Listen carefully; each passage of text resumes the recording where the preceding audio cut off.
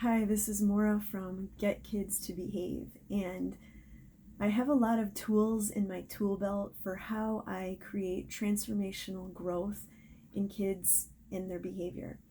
But the most impactful one is noticing kids' strengths and believing in kids and their unique greatnesses.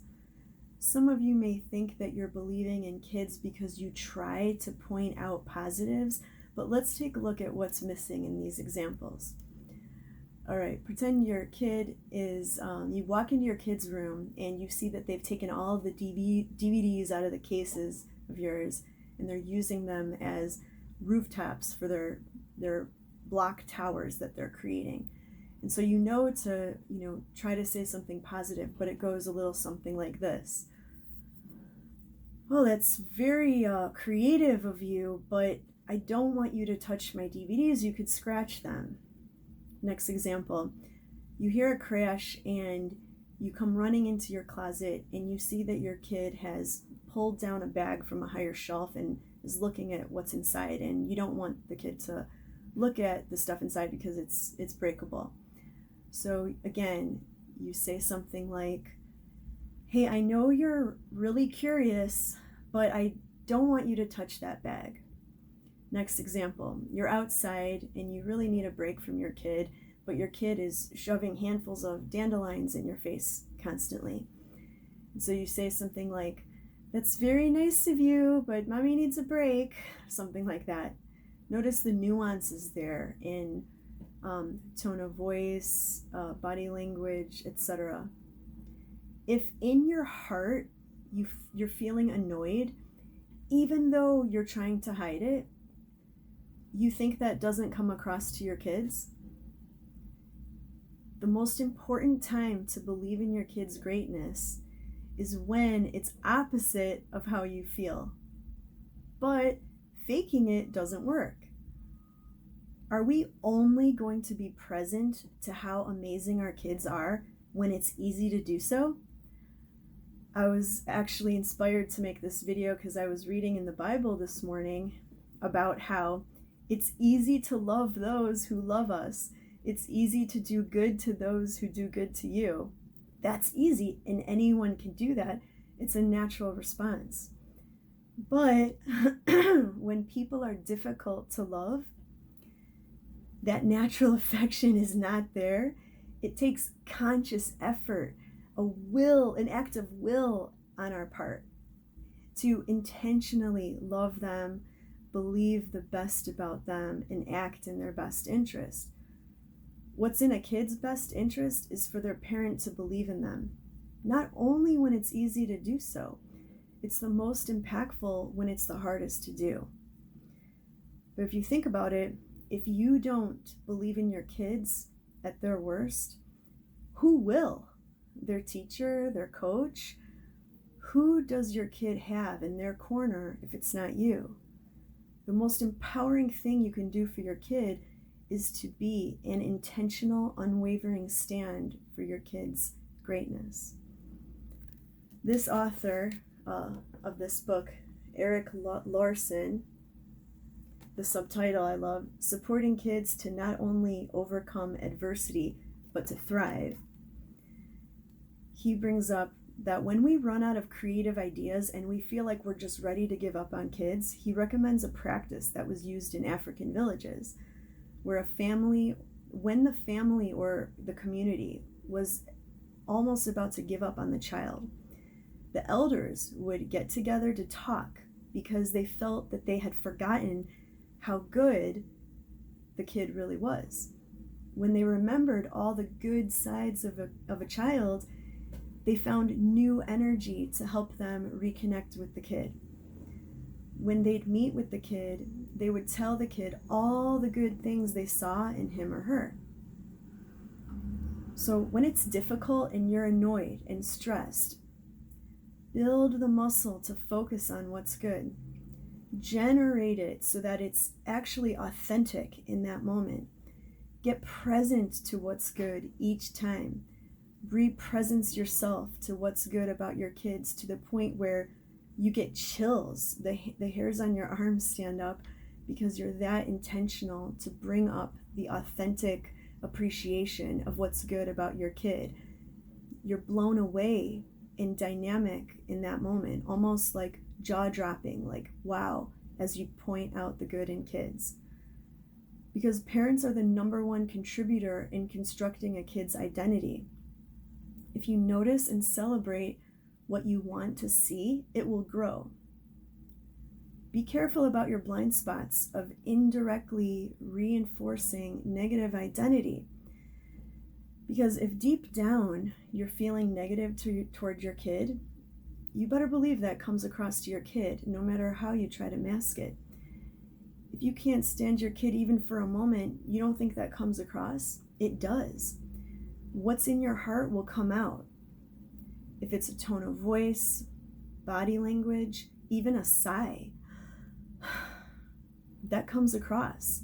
And you may unknowingly, accidentally, be contributing to the cycle of your kid's negative behavior. How can your kid's behavior improve if you have succumbed to seeing your kid in a negative way? In those moments, you've given up on them. So how can you expect them to elevate their behavior in a more positive way without your strong stand for them? The only solution is to get present to what's good each time. Even if it's just for a few seconds, it's effective. You'll see. Take believing in your kids to the next level. I'm going to add in the comments below this video a YouTube video that I love. It's a kid who's speaking to a whole group of teachers, and he says, "Do you believe in me? Then it rubs off on me. We need you to believe that we can reach our highest potential, no matter who we are and where we come from." And I'll add that kids need us to believe in them no matter how bad their behavior is. And he says, "You better not give up on us, because as you know, in some cases, you're all we've got. You're the ones who love us sometimes when it feels like no one else does." Have empathy, especially for kids who have already gotten in trouble at school. They're already battling a negative identity that's trying to overtake them. Of course you believe in your kid's greatness. But the point of this video is to tell you that the most vital time to exercise this is when the behavior is the most difficult. Now, of course, I'm not saying to turn a blind eye to misbehavior. I very do believe in having kids be responsible for their actions. That's a different topic, a different video. I'll just say there is a way to discipline kids while still believing in their greatness.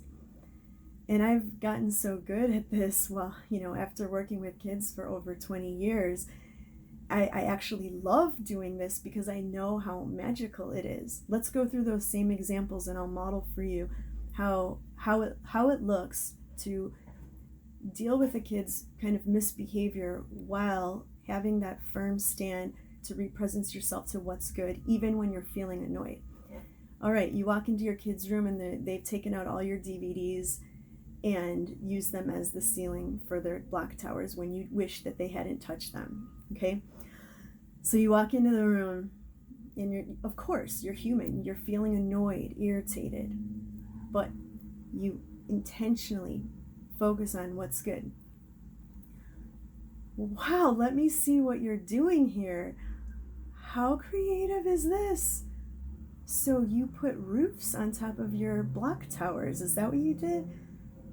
What an interesting idea to use these DVDs. Let me take a look at this. It looks so cool.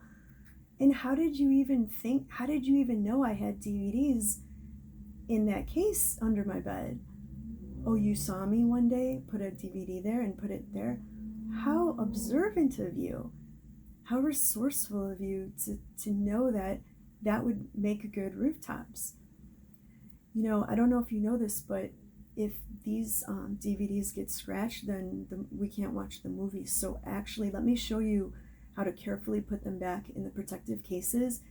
And I don't want you to use these when you're playing, but I just love how creative you are. Let's try to find something else to use as rooftops. What can we find? All right, next example. You hear a crash, your kid's in your closet, and you see that they've pulled down a bag from a high shelf and they're looking through all your stuff that's breakable. Okay, you come in. Of course, you're annoyed, but you intentionally get present to what's great about your kid. Okay? Hey, wow, you love looking at stuff, don't you? You are such a curious explorer. You just love to look at new things and feel them in your hands and to touch them and look at them. You're so curious. I love that about you. It's like, and show how you have delight in your kids. And then be like, you know what? The reason why I put this on a high shelf is because I don't want these things broken. They're very important to me. So I'm going to put them back on the high shelf and I don't want you to touch them. But when I have time later today or later in the week, I would love to sit down with you and show you these things and be right there to make sure they don't get broken. And I'd love to see how curious you are. Can you wait till then? Okay, great. All right, next example. The kid's shoving dandelions in your face continuously while you're trying to enjoy just being outside and have a little break from your kid. So again, as you feel the annoyance, you intentionally get present to what's good and you verbalize it to validate your kid's strength. All right. Wow. You know what? It's so interesting how in this whole backyard, there's so many things that you could choose to do. You could choose to kick the soccer ball. You could play on the swing set. There's all those toys over there. And you choose, of all those things, you choose to give me flowers over and over? That is so generous of you. You're so thoughtful and so giving and loving. I love that about you. You're so special in that way. It really moves me. You're such a sweetheart. And you know what? I actually need some time to myself right now. I want to feel the breeze and just look up at the sky. I need about like 10-20 minutes to not be interrupted. So I just love how so sweet you are. Can you choose another thing to play with and not interrupt me for a bit so that I could try to calm down and think about what I want to do later in the day with you? And then we can do something else. Okay, great. All right. So as you can see, there are strategies that parents can follow, but it really is all about the nuances in it. This author, Eric Larson, of this book, he makes the point that kids need to be cheered on and it must be authentic and from the heart.